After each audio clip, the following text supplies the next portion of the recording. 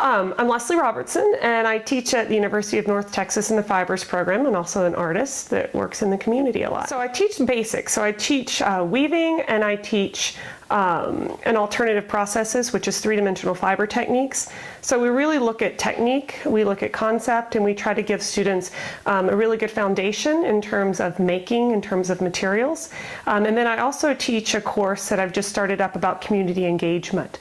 So the idea of how do you take all these skills and then take them in and make them more effective outside of the classroom and outside of kind of your role as an artist. So I think it's been really interesting.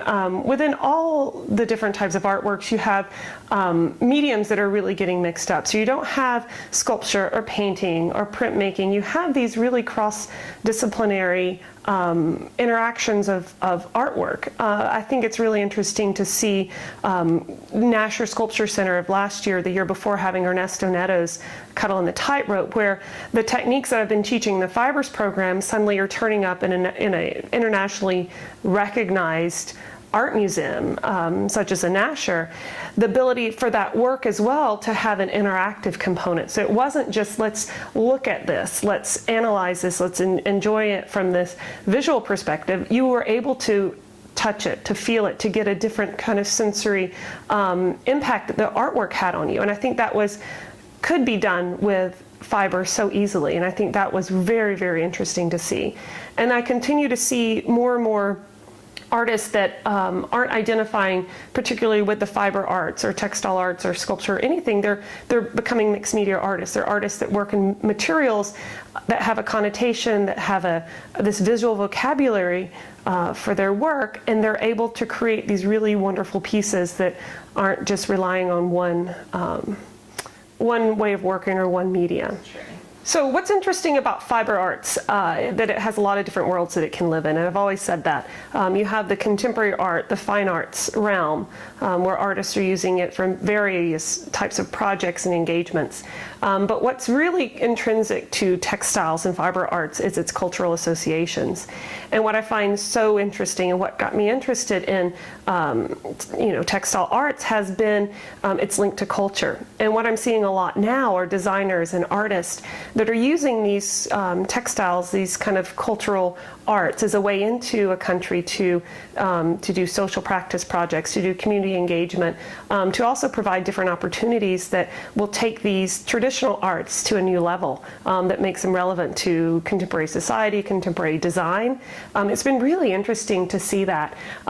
So you have just a really kind of awakening, I think, of how all these different cultural textiles and cultural fiber arts are finding a new world that they're existing in. So here is definitely what I would encourage inclusion in fiber arts curriculum, and that would be what I just mentioned earlier, which is global connection. I think we're living in a world where students have access to an amazing amount of information over the internet. They have access to people in different countries and different cultures, but they a lot of times don't know how to use that and don't know how to learn about the world. And I think textiles are an amazing way of getting in and reaching in, and not only learning about techniques and learning about items and objects that are made with textiles, but what are they being used for? What are the cultures like? What is society like?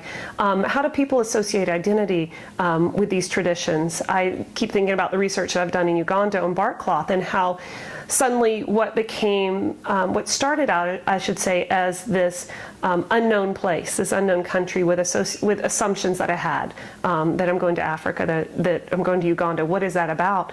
And it really changed my notions about what it was. All the stereotypes that I had about Africa really were thrown out the window when I was able to learn about their culture through their cultural arts. And I think that would be a valuable part of including in any kind of fiber curriculum.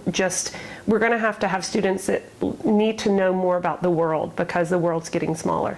What's great about the Fibers program at UNT is the faculty that I think we have, the adjuncts, the teaching assistants, the teaching fellows from the graduate program, and really the core values that we have, which are trying to get the students an opportunity not only to learn about the techniques, the way of creating and developing as an artist, but also giving them opportunities that make them reach out into the community, that give them opportunities to interact with artists that are nationally and internationally known. We really are trying to value giving students opportunities so that when they're out of the Fibers program, they've already been exposed to so many things that they have the ability to make choices, to go in directions, to know how to make an idea succeed that they have. I think it's been great to see the program continue to develop, to continue to interact with other disciplines across campus. We recently had a UNT Natural Dye Garden that opened, which was a student-led initiative that wouldn't have happened without students really having a vision and an idea that they wanted to do, and then supportive faculty, which we said, let's do this, let's try this out, and let's experiment. And it's become a great success so far, a big experiment, and everyone knows that. And it's just really shown the students that they don't have to just come to class to learn how to marble or how to weave, but what do you do with that when you're done? I think when I started teaching at UNT in 2006 as an adjunct, we really were bringing up a lot of the conversation of fiber arts versus fine art. And I think over the last 8 years or so, that hasn't mattered as much. I think it's one of the things that if you continue to talk about it, then it becomes an issue. If you let it go and you don't address it, then you're free to use materials to not feel like you have to justify your use of felt or wool or crochet. And I've just really seen that mirrored in how the contemporary art world is really engaging and appreciating things that are, fiber-based and fiber technique-based. I really want to see that it opens up students to learn about a different way of working. I think that we're taught that media for artwork is painting or sculpture, maybe printmaking, maybe metals and jewelry, but fibers is really not taught in schools that I've experienced. And I think with any of the other mediums, if you are artistically inclined, there's something that speaks to you. There's something that really is, when you find out about a technique or a way of working, it becomes this missing vocabulary that you've needed your whole life of how am I supposed to express what I'm feeling, what I understand, what I see about the world in a medium. Painting isn't it. I can't get my hands in it. Sculpture is too bulky, or I can't explore how I want to with the forms. And I think fiber, for me, when I discovered it, was this really interesting moment of where have you been all my life? And I think what's been interesting is we continue to find students that get into the system, get into the first drawing and design courses. They get out of them, they start going into painting and drawing, or there's some of these other things that they're more comfortable with, that they've known about longer. They've been educated more on in high school. And then we get them in later as a senior or as a junior, and they go, why did I not know about this? I would have done this. This is how I think. This is how I work. I value what you're doing in the program.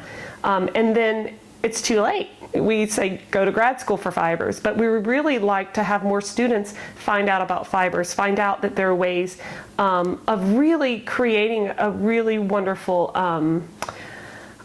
medium for them to work in that they might not have known about it. So what I'm hoping is that Explore Fiber will be that resource for teachers to go to when they go, I don't quite know it, but let's explore it. Let's find a way for me to figure it out, for me to enjoy it, for me to value it, and then to pass that on to students. When I started in fibers, I was very interested in textiles and cultures, and I've always been a travel bug. That ability of learning about and experiencing another culture through their textiles was something that was very exciting to me.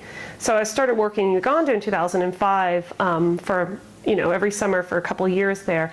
I really was very intrigued with the cultural arts. And then alongside that, I found a artist to work with, Fred Mutebi, and he showed me the way of working with community, of engaging with them to create an artwork that's based on their being able to express their ideas about an issue or their ideas about something that they'd love to see changed in the community. And so that really was this wonderful instigator of how now can I use this idea of community and community engagement with textiles and with my own practice.